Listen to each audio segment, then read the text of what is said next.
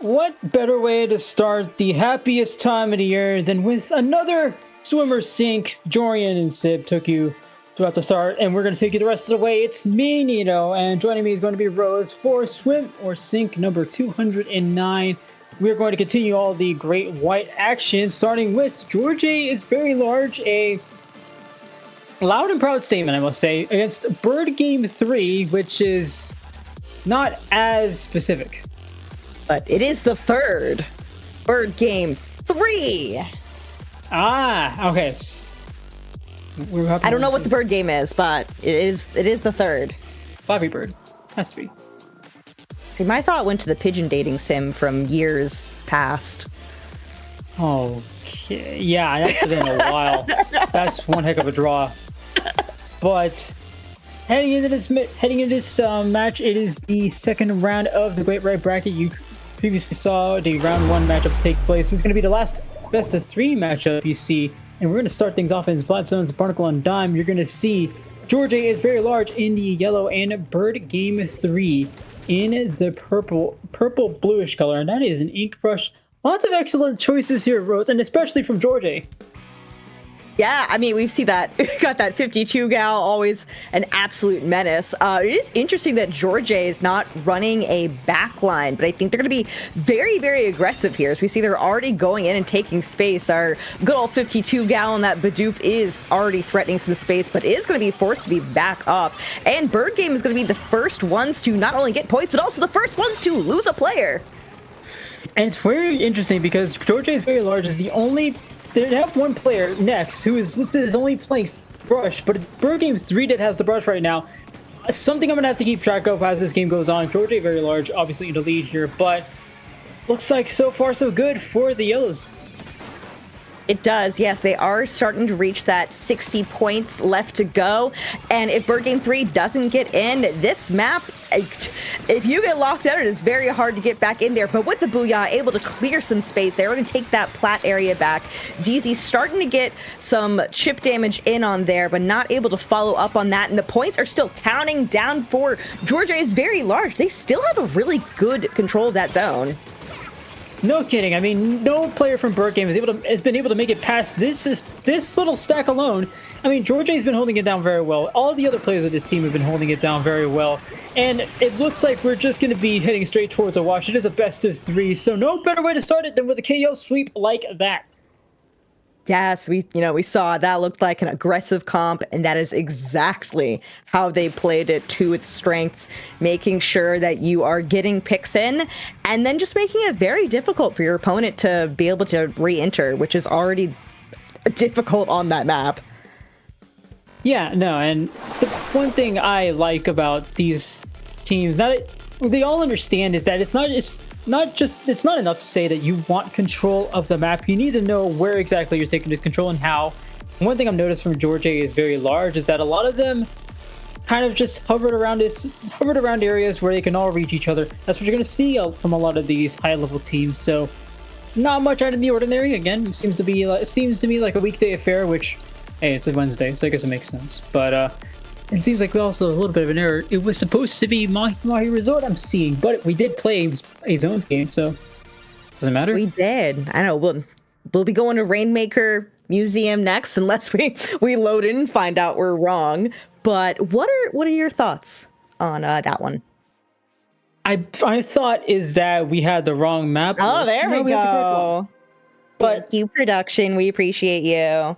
You guys are doing great, by the way. But one thing about Gorge, and one thing I want to take away from that match is that Jorjay is very large, already has that map control part on lock. I mean, you had one player next who I was about to point out while you were talking, didn't want to interrupt you though, but there's a player from next who just ran things from outside the screen well in enemy territory.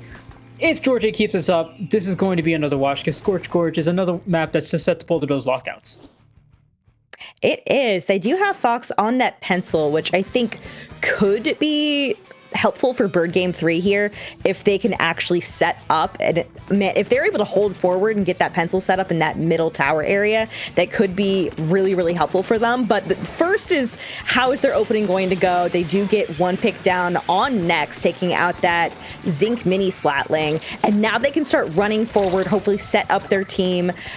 Brush, unfortunately, going to get taken out there, but I like that they're still holding forward here, as you can see.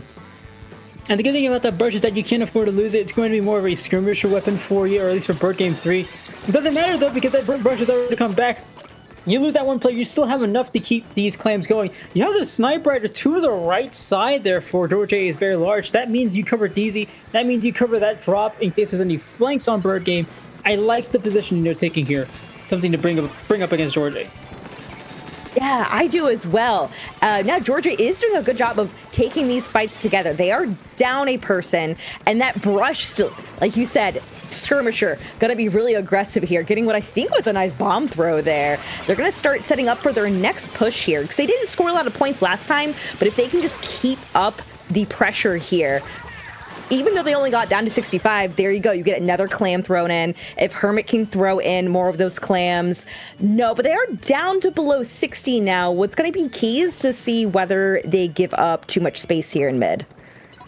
That is important. That is important indeed, because again, Jorjay was a team that did very well in maintaining that map control. Once they get it, it's very hard for them to get out of those spots, or to get them out of those spots. So what Jorjay does with these next few picks is going to be important to watch as we see them start to come down for Bird Game.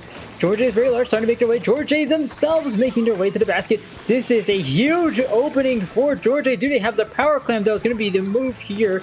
As we see that jump in, there's the power clam. There's going to be a lot more clams in tow, and they should be getting that lead. Oh, yeah. You saw that lead swapped so fast because they all had so many clams on them. They could just throw them in immediately. They knew that they set up. They had the bubble ready to go. They had somebody jumping in with the power clam, and they could just score a ton of clams. And that's the best part about it, too, is that they all did it within seconds of getting those 2 to 3 picks. It's not just any sort of hesitation there. That's what you want to see from this level of play as we head past the halfway mark.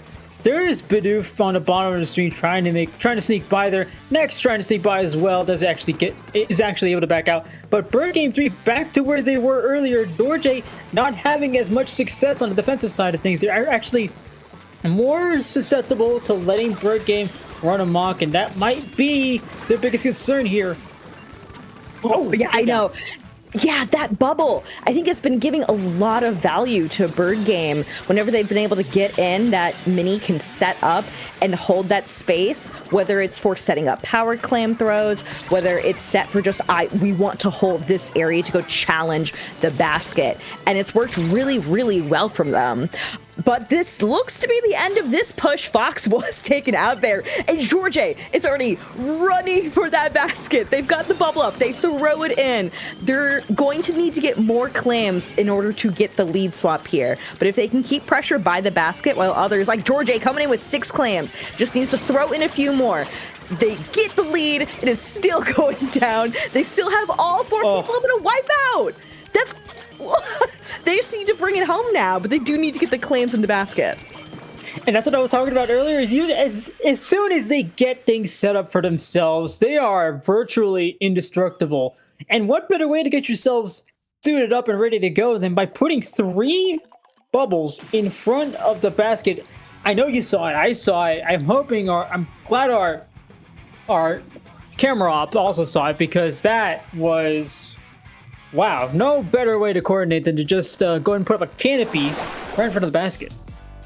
It's an unbreakable wall for a few seconds when you have so many of them together. That is so... I don't know, you don't see that too often, but I'm glad we're seeing a lot of it now, as Jorjay is very large, able to complete yet another sweep to get a 1 whole sweep on round 2. This is best of 3 so far. Next up will be a best of 5 set, but Jorjay is very large, getting 2 sets against Bird Game 3, closing off that round 2 stage. We'll be moving on to semis